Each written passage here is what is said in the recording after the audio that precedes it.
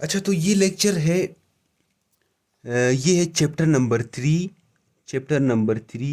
Lecture number 11। पिछले lecture में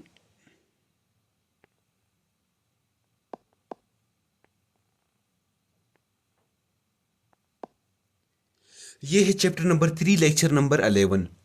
पिछले लेक्चर में हम लोगों ने प्रूव किया कि F is equal to M A first method से। अभी हम लोग सेकंड मेथड से प्रूव करेंगे कि F is equal to M A. किस तरह?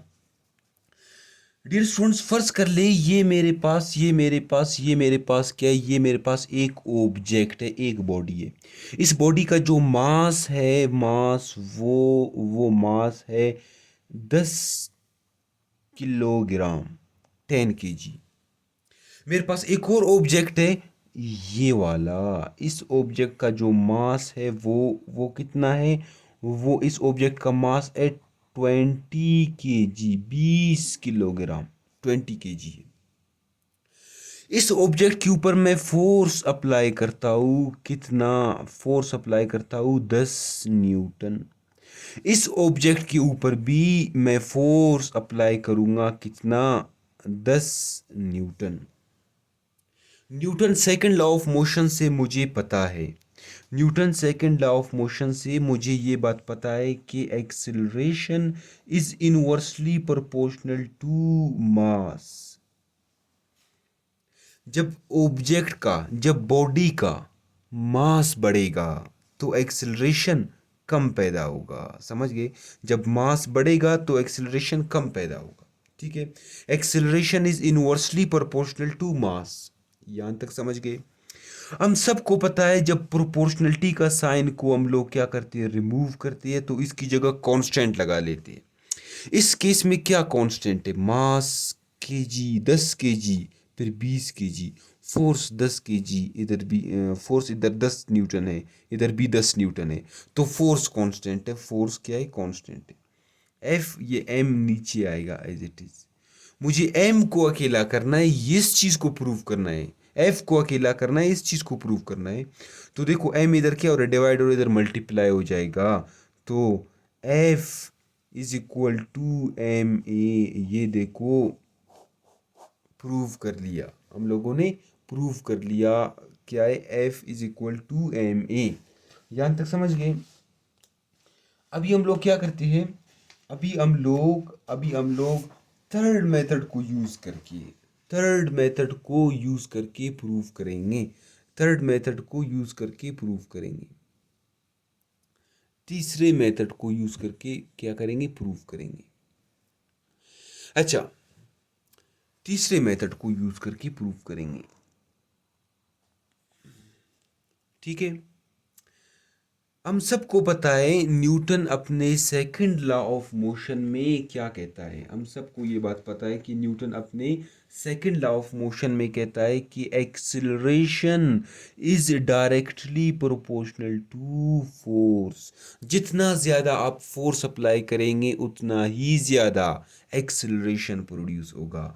हम सबको ये बात पता है कि acceleration is inversely proportional to mass. जितना ज़्यादा मास होगा, उतना ही कम एक्सिलरेशन प्रोड्यूस होगा। दोनों को कंबाइन कर ले तो acceleration is directly proportional to force but inversely proportional to mass. यहां तक समझ गए? फिर मैं क्या कर लेता हूँ, मैं जो है ना प्रोपोर्शनलिटी का साइन को रिमूव करता हूँ। ये जो प्रोपोर्शनलिटी है, इसका साइन को रिमूव करता हूँ। ए इज इक्वल टू कांस्टेंट लगा लेती है। कांस्टेंट क्या लगा लेती है? के। क्या है? के कांस्टेंट है। एफ इंटू, इधर नीचे क्या आएगा? एम आएगा। यहाँ तक समझ गए? डियर स्टूडेंट्स, अभी ये जो आपके पास के कांस्टेंट है ना, ये के कांस्टेंट, हम सब लोग ये कहते हैं कि ये कांस्टेंट के 1 के बराबर है। समझने की कोशिश करें। हर वक्त, हर जगह ये के कांस्टेंट 1 के बराबर नहीं होगा। के कांस्टेंट सिस्टम ऑफ यूनिटी में 1 के बराबर होगा। सिस्टम ऑफ यूनिटी क्या है? System of unity, system of UNITY,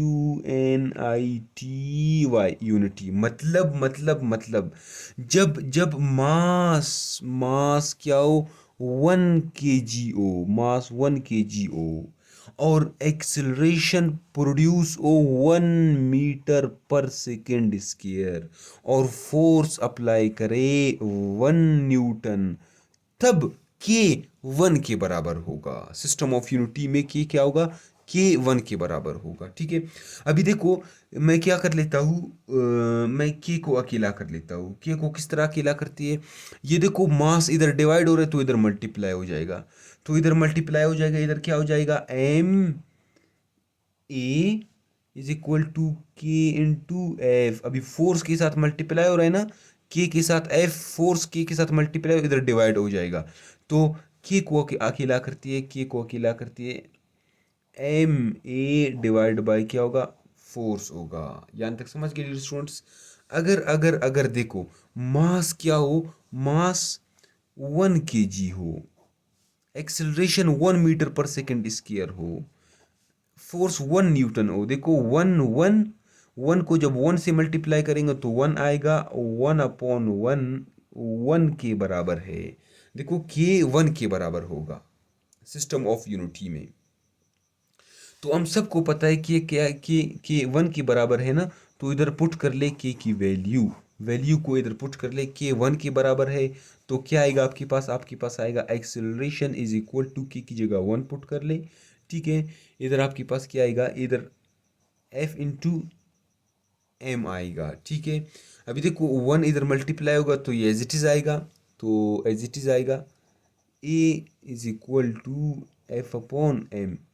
मुझे F को अकेला करना है, M इधर डिवाइड हो इधर मल्टीप्लाई हो जाएगा, तो F = ma।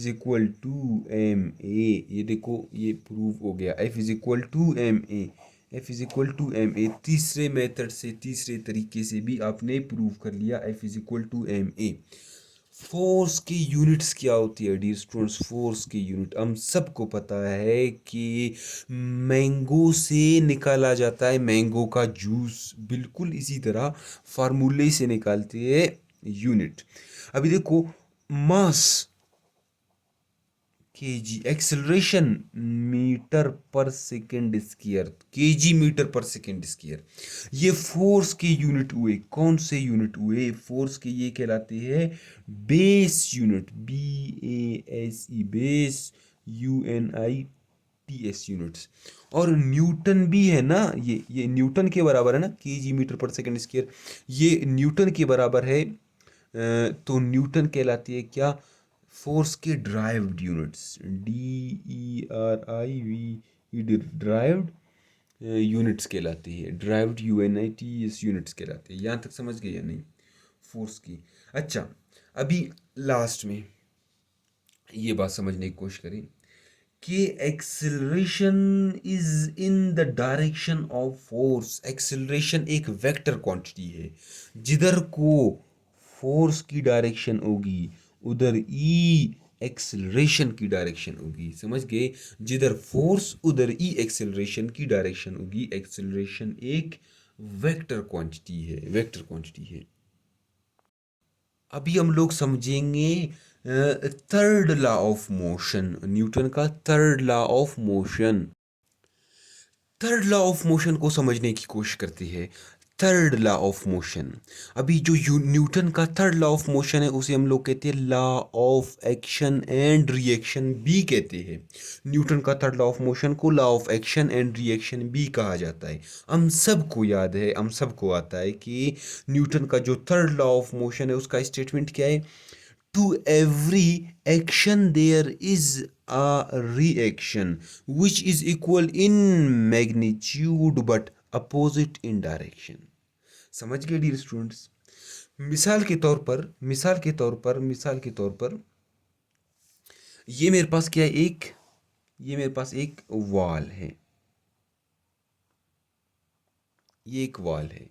ठीक है, आप क्या करती है, आपके पास एक ऑब्जेक्ट है, एक गेंद है, आप क्या करेंगे, इस गेंद को क्या करेंगे, थ्रो करेंगे इस बॉल के ऊपर। ये गेंद कितने फोर्स से जाकर दीवार से टकराएगा? 5 न्यूटन, 5 न्यूटन के फोर्स से जाकर इस दीवार से टकराएगा। ठीक है, इस डायरेक्शन में तो दीवार इसके ऊपर क्या करेगा, रिएक्शन करेगा। दीवार इसके ऊपर क्या करेगा, रिएक्शन करेगा। ये मेरे पास क्या है, ये जो फोर्स अप्लाई हो रहा है ये एक्शन है। दीवार जो फोर्स अप्लाई करेगा वो फोर्स क्या होगा, वो भी 5 न्यूटन होगा, लेकिन opposite in direction, opposite in direction. ठीक है, ये क्या होगा, रिएक्शन होगा। यहां तक समझ गए? To every action there is a reaction which is equal in magnitude but opposite in direction. अच्छा, एक और बात याद रखना, action and reaction never balance each other because action and reaction performs to different bodies. मतलब ये action and reaction never balance each other. अभी देखो, आपने यहां से फेंका तो वो यहां पर गिर गया, वापस यहां पर नहीं गिरेगा। आप दीवार के ऊपर पत्थर फेंक दे, पत्थर इधर टकरा कर वापस उस जगह पर नहीं आएगा, वो इधर गिर जाएगा। क्यों? क्योंकि एक्शन एक और बॉडी परफॉर्म कर रहा है, रिएक्शन एक डिफरेंट बॉडी, एक मुख्तलिफ बॉडी क्या कर रहा है, परफॉर्म कर रहा है। तो इसी वजह से एक्शन और रिएक्शन एक दूसरे को बैलेंस नहीं करते। कीचड़ फेंक दे दीवार के ऊपर, आप एक लकड़ी का टुकड़ा, आप एक पत्थर दीवार के ऊपर फेंक दिया, आप देखो, आप जिधर से फेंकेंगे वो वहां पर नहीं आएगा। क्यों? क्योंकि कुछ एनर्जी साउंड में वेस्ट होगा। समझ रहे हो? तो action and reaction never balance each other, क्योंकि एक्शन एक एक मुख्तलिफ बॉडी परफॉर्म कर रहा है और रिएक्शन उसके बदले में एक डिफरेंट बॉडी परफॉर्म कर रहा है। तो इसी वजह से एक्शन और रिएक्शन एक दूसरे को बैलेंस नहीं करते। यहां तक समझ गए? अच्छा, जो Newton third law of motion है उसका जो मैथमेटिकल फॉर्म है वो क्या है, वो है एफ, मतलब जो आपके पास क्या है, एक्शन फोर्स है। ठीक है, एफ मेरे पास क्या, एक्शन फोर्स है, ACTION, एक्शन फोर्स। ये क्या होगा, बराबर होगा, इधर माइनस का साइन लगेगा, ये reaction force, reaction force, action force बराबर रिएक्शन फोर्स। ठीक है, लेकिन अपोजिट इन डायरेक्शन, ये माइनस का साइन ये शो कर रहा है कि इन अपोजिट इन डायरेक्शन। देखो, in opposite in direction, opposite in direction. आपकी बुक में एक एग्जांपल दिया हुआ है, वो कह रहा है कि the rocket exhaust the gases downward. ठीक है, एक रॉकेट है, वो क्या करता है, वो वो रॉकेट क्या करता है, वो रॉकेट जो आपके पास गैसेस है उन्हें क्या करता है, एग्जॉस्ट करता है डाउनवर्ड, नीचे की जानिब। ठीक है, the rocket exhaust the gases downward which is action, जो कि एक्शन है। And as a reaction the rocket moves upward. Reaction में रॉकेट अपवर्ड मूव करेगा, ऊपर की जानिब मूव करेगा। यहां तक समझ गए?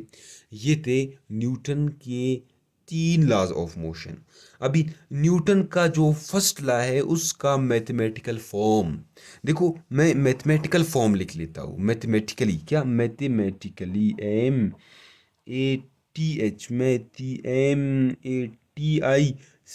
MATHMATICALLY, mathematically. जो न्यूटन का फर्स्ट लॉ है उसे मैथमेटिकली आप किस तरह लिखेंगे, आप न्यूटन का फर्स्ट लॉ लिखेंगे, आप कहोगे फोर्स बराबर जीरो तो एक्सिलरेशन भी जीरो। न्यूटन अपने फर्स्ट लॉ में कहता है अगर किसी ऑब्जेक्ट के ऊपर, किसी बॉडी के ऊपर आप फोर्स अप्लाई नहीं करेंगे तो उसमें एक्सिलरेशन भी प्रोड्यूस नहीं होगा। न्यूटन अपने सेकंड लॉ ऑफ मोशन में कहता है कि अगर आप एक ऑब्जेक्ट के ऊपर, एक बॉडी के ऊपर क्या करेंगे, फोर्स अप्लाई करेंगे तो उसमें क्या होगा, एक्सिलरेशन प्रोड्यूस होगा। तो एक्सिलरेशन प्रोड्यूस होगा, F is equal to M A, ये आपके पास न्यूटन का सेकंड लॉ है, अभी देखो फोर्स एक वेक्टर क्वांटिटी है तो एक्सेलरेशन भी एक वेक्टर क्वांटिटी है, इस तरह भी आप लिख सकते हैं। न्यूटन का थर्ड लॉ का जो मैथमेटिकल फॉर्म वो अभी हम लोग पढ़ चुके हैं, वो ये वाला है। ये है न्यूटन का थर्ड लॉ ऑफ मोशन का मैथमेटिकल फॉर्म। यहाँ तक समझ गए डियर स्टूडेंट्स? मिलती है नेक्स्ट वीडियो में, तब तक के लिए अल्लाह हाफिज़।